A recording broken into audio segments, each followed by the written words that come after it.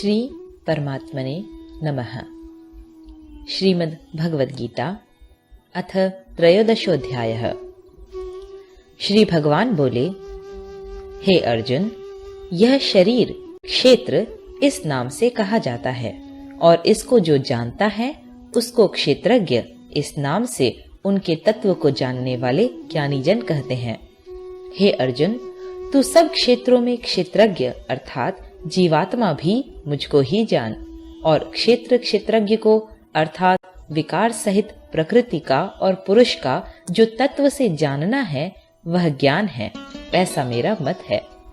वह क्षेत्र जो और जैसा है तथा जिन विकारों वाला है और जिस कारण से जो हुआ है तथा वह क्षेत्रज्ञ भी जो और जिस प्रभाव वाला है, वह सब संक्षेप में मुझसे सुन।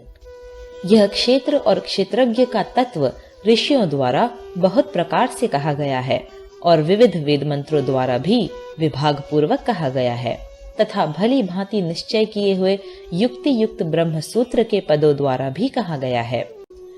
5 महाभूत, अहंकार, बुद्धि और मूल प्रकृति भी तथा 10 इंद्रियां, 1 मन और 5 इंद्रियों के विषय अर्थात शब्द, स्पर्श, रूप, रस और गंध तथा इच्छा, द्वेष, सुख, दुख, स्थूल देह का पिंड चेतना और धृति, इस प्रकार विकारों के सहित यह क्षेत्र संक्षेप में कहा गया है।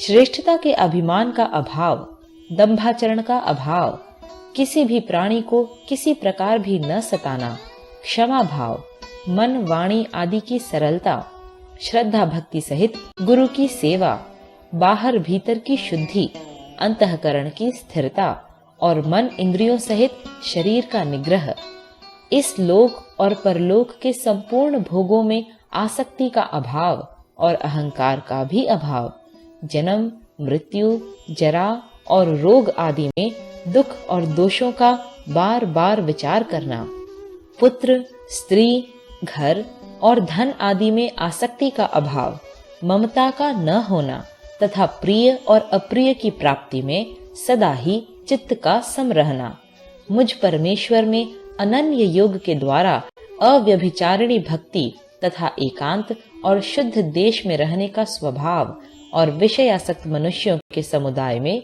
प्रेम का न होना, अध्यात्म ज्ञान में नित्य स्थिति और तत्व ज्ञान के अर्थ रूप परमात्मा को ही देखना, यह सब ज्ञान है और जो इससे विपरीत है वह अज्ञान है, ऐसा कहा है।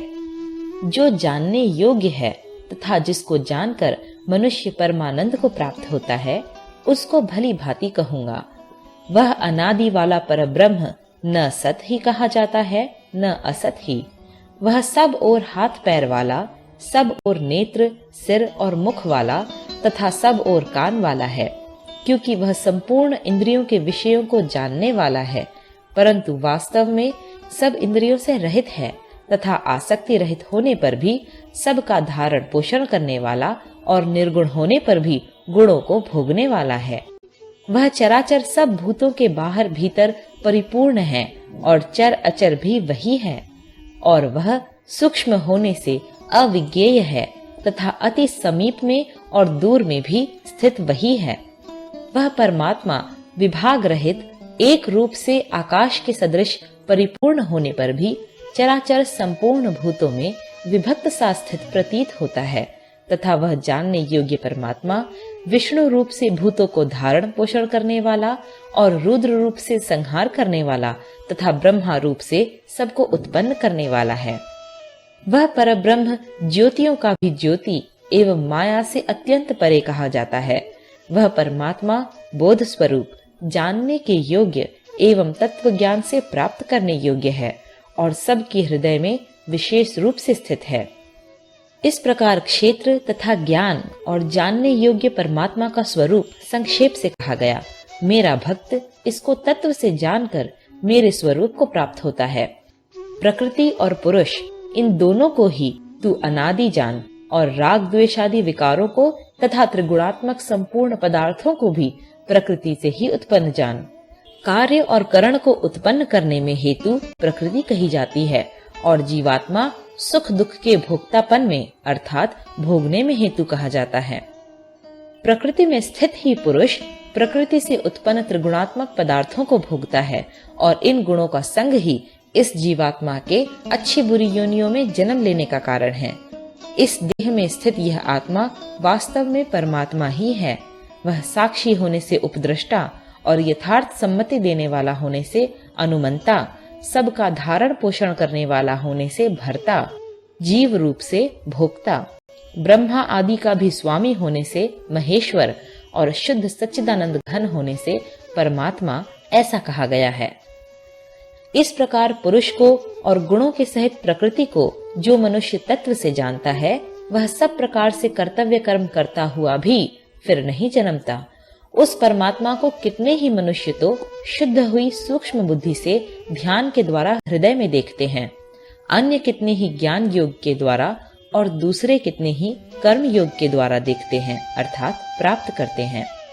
परंतु इनसे दूसरे अर्थात जो मंद बुद्धि वाले पुरुष हैं, वे इस प्रकार न जानते हुए दूसरों से अर्थात तत्व के जानने वाले पुरुषों से सुनकर ही तदनुसार उपासना करते हैं और वे श्रवण परायण पुरुष भी मृत्यु रूप संसार सागर को निस्संदेह तर जाते हैं। हे अर्जुन, यावन मात्र जितने भी स्थावर जंगम प्राणी उत्पन्न होते हैं, उन सब को तू क्षेत्र और क्षेत्रज्ञ के संयोग से ही उत्पन्न जान। जो पुरुष नष्ट होते हुए सब चराचर भूतों में परमेश्वर को नाश रहित और समभाव से स्थित देखता है, वही यथार्थ देखता है। क्योंकि जो पुरुष सब में समभाव से स्थित परमेश्वर को समान देखता हुआ अपने द्वारा अपने को नष्ट नहीं करता, इससे वह परम गति को प्राप्त होता है। और जो पुरुष संपूर्ण कर्मों को सब प्रकार से प्रकृति के द्वारा ही किए जाते हुए देखता है और आत्मा को अकर्ता देखता है, वही यथार्थ देखता है। जिस क्षण यह पुरुष भूतों के पृथक पृथक भाव को एक परमात्मा में ही स्थित तथा उस परमात्मा से ही संपूर्ण भूतों का विस्तार देखता है, उसी क्षण वह सच्चिदानंद घन ब्रह्म को प्राप्त हो जाता है। हे अर्जुन, अनादि होने से और निर्गुण होने से यह अविनाशी परमात्मा शरीर में स्थित होने पर भी वास्तव में न तो कुछ करता है और न लिप्त ही होता है। जिस प्रकार सर्वत्र व्याप्त आकाश सूक्ष्म होने के कारण लिप्त नहीं होता, वैसे ही देह में सर्वत्र स्थित आत्मा निर्गुण होने के कारण देह के गुणों से लिप्त नहीं होता। हे अर्जुन, जिस प्रकार एक ही सूर्य इस संपूर्ण ब्रह्मांड को प्रकाशित करता है, उसी प्रकार एक ही आत्मा संपूर्ण क्षेत्र को प्रकाशित करता है। इस प्रकार क्षेत्र और क्षेत्रज्ञ के भेद को तथा कार्य सहित प्रकृति से मुक्त होने को जो पुरुष ज्ञान नेत्रों द्वारा तत्व से जानते हैं, वे महात्मा जन परम ब्रह्म परमात्मा को प्राप्त होते हैं। 13 अध्यायः समाप्तः।